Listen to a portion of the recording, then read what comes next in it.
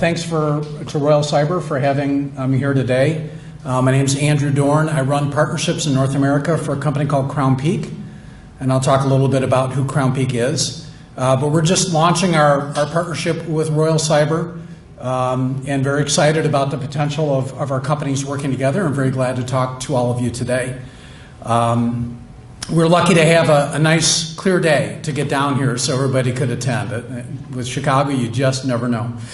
So as I was thinking about getting ready for the presentation today, something jumped in my head, and I'm going to date myself here, and I'm going to see if I can date anybody else in here, and not actually date, but get an idea how long you've been around. So when I'm thinking about AI, I was thinking about a commercial that I used to hear a long time ago, and it started out with, "Is it live or is it Memorex?" Okay, so that's the thing about AI is that it's changing our perception on what's real and what's curated for us, right? And so I remember that commercial. They had Ella Fitzgerald singing on this tape, and you don't know if it was her live or if it was the tape that caused the glass to shatter. And it actually turned out it was the tape. So it was an advertisement for how accurate the recording was and how good their tape product was. Of course, we don't use cassette tapes anymore. So that's just a little while ago. The DXP market, I'm here to talk today about DXPs, digital experience platforms. So these are platforms like Adobe, Sitecore, Optimizely, Acquia, and Crown Peak.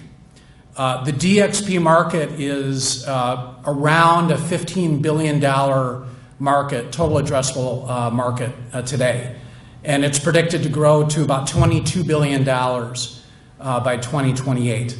So very large market, a lot of opportunities, and like any other technology, AI is really, really important. So I was out looking at the at some of our competitors and just seeing how they're using AI today. So products like Firefly with Adobe, is anybody using that today? Yes, it's using Firefly. AI Writer in Sitecore, AI Generator in Contentful, AI Assistant in Content Stack. Yes, so you're all using that. So the reality is that all the DXPs, they're using AI today. So we have to be doing that. Crown Peak is no different. We've got a team of it's probably about 20 people whose full-time job it is to figure out how we're going to leverage AI within our platform and to deploy it. And we've been in beta using some of our new capabilities, something we call Content Assistant, to generate content for the marketer to generate pretty amazing content in a very, very short period of time. Really impressive, and now we're moving into general release. So just a little bit about Crown Peak. So Crown Peak is it's an American company. Started back in 2001, so we've been around for over 20 years. We were a SaaS company in 2001, 2002. So before it was cool to be SaaS, Crown Peak was already there. And we've grown quite a bit. Crown Peak, we have large markets in North America and then over in Europe. And today we serve more than 1,200 brands globally, 850 enterprises globally with all of our platforms.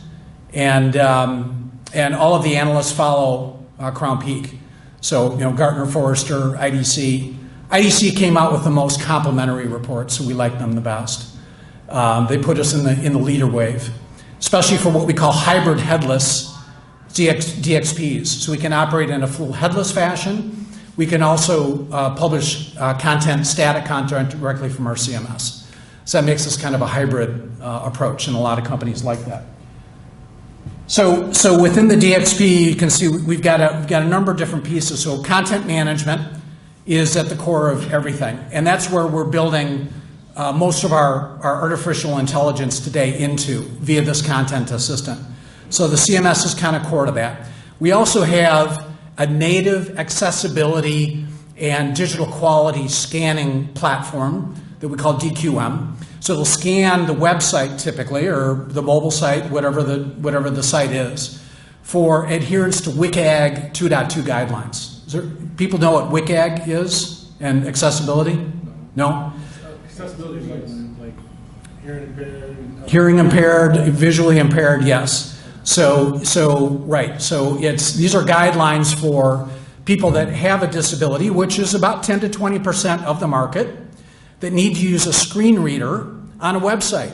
So you and I, we can go out to a website and just surf and just use the website. Some people can't do that. And it represents a lot of revenue for the brand, but it also, today, it's really important that we're doing the right thing for all citizens and making things available to all. So that's what that platform does. And then recently we acquired a product discovery platform that what it does is it integrates with the e-commerce platform, any e-commerce platform, to kind of turbocharge the product search, product recommendations, and then visual merchandising. So any large internet retailer, anybody who's doing a lot of business on the internet with a lot of products, they spend a lot of time visual merchandising, making sure that the products look a certain way when you go on that website. So what our platform does is make sure that that information is presented in a way that is most pleasing and personalized to that consumer. And then when it makes recommendations, it uses artificial intelligence to know who you are as a consumer, to make the right recommendations of products to increase revenues and increase margin. So it works in addition to the e-commerce platforms. Okay, so what is a DXP? A DXP empowers people to effortlessly orchestrate digital experiences. And for us, this means on any screen. It could be the website, it could be a mobile app, it could be on a kiosk someplace, it could be on a watch. We'll publish content anywhere. And the idea is you make that as easy as possible. And we think artificial intelligence plays a really critical role here because it speeds up the creation of the content, and then we want to make sure that that content is available and can be used for any persona, any role, any category of shopper or customer that might be coming to a particular website. We want to make sure that that content is appropriate for those individuals. So just a little bit about global AI trends. Now, I don't know if I picked this up or not. This is going to break something. So anyway, some key trends here I thought were interesting. 35 by 2025, so next year, 35% of businesses were using Gen AI to develop products, to co-develop products, doubling revenue growth, doubling.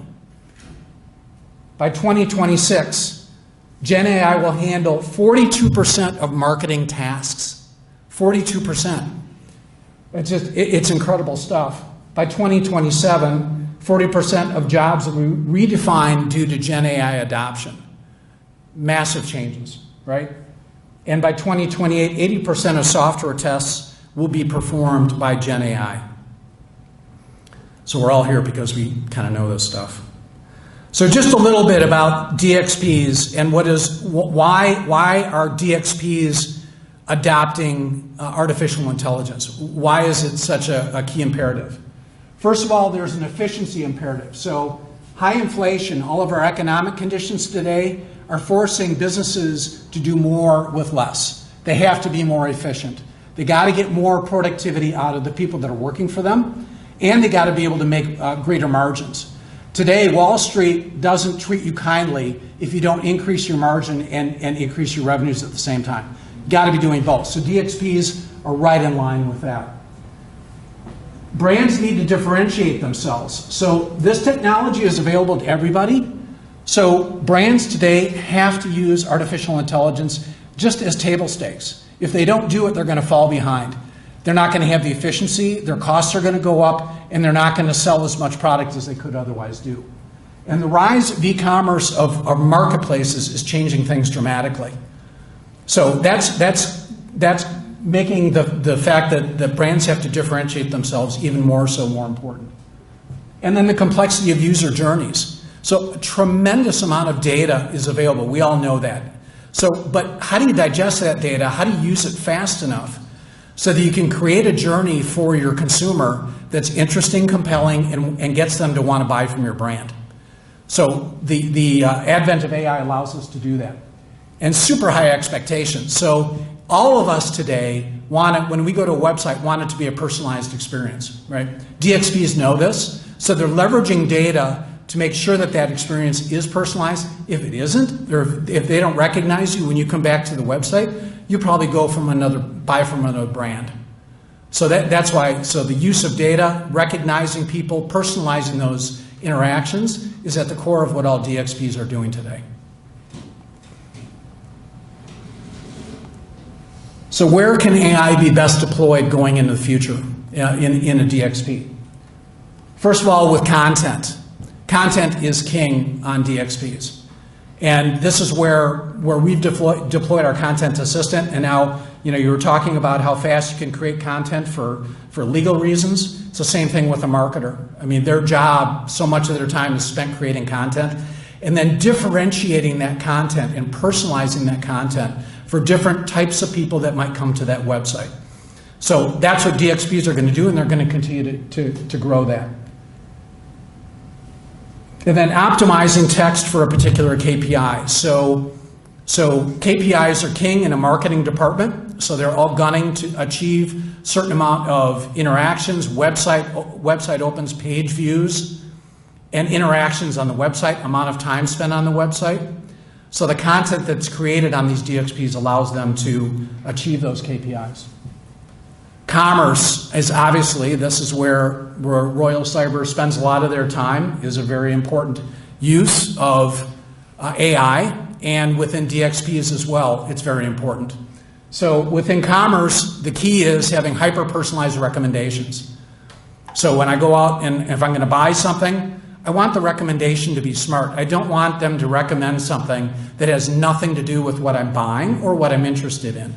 So they need to know who you are as an individual, what your past activities have been, what your tendencies have been, and then using, I'll talk about in a moment, predictive analytics to be able to predict what's the next thing you're going to want to buy. End-to-end virtual experiences. So we know that for overall customer experience and for commerce, augmented reality, virtual reality technologies are going to start used more and more. So this is going to find its way into commerce and into technologies that we're using. And then customer service automation. So all of us, when we go to interact with a website for something that's important to us, a service that we're using, we're interacting with these customer service assistants. I find them kind of irritating sometimes. I don't know if anybody else does. I was out this week, Xfinity decided to increase my bill. And I said, oh, that's interesting, that's nice. So I said, well, I'm going to go out and have a talk with you about that. Because they didn't announce it, they just did it. So I went out and I wanted to use chat because I like chat. I don't want to talk to somebody on the phone, I'd rather chat. I can be more effective. And so I used the assistant for a little while. I think they figured out what my issues were, and then I just said agent. I said, get me to somebody, right? Because I want to solve my issue. But what it allows them to do is to lower their staffing and allow them to be a lot smarter when they come on the line with you to help you resolve your issue. And DXPs are leveraging this. Search. So this is something that's near and dear to our heart. So we're using, with our product search, product recommendations platform, search on a website today has to be really, really intelligent. So when a consumer enters a search argument, not only does that platform need to understand exactly what they're looking for, but they need to understand the intent. What else are they really looking for? What are they really trying to accomplish? And that's where artificial intelligence comes into play. Because it can understand you as an individual and then also understand people like you. And when they've entered those search arguments before, what can that mean, right? You might have misspelled a word. You might enter a sentence that says, I'm looking for something that I can use this Saturday night. it needs to be able to understand that sentence and then understand your intent and then use that to drive the recommendation of products. And then also, voice and image-based search is coming soon. So instead of just typing search arguments into a screen, you're going to be able to use your voice. You're going to be able to use images to be able to convey to the DXP what you're looking for.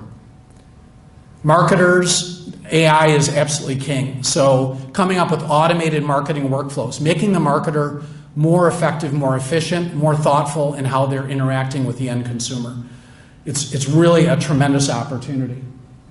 SEO optimization and also coming up with A/B testing. We all do A/B testing from our DXPs today.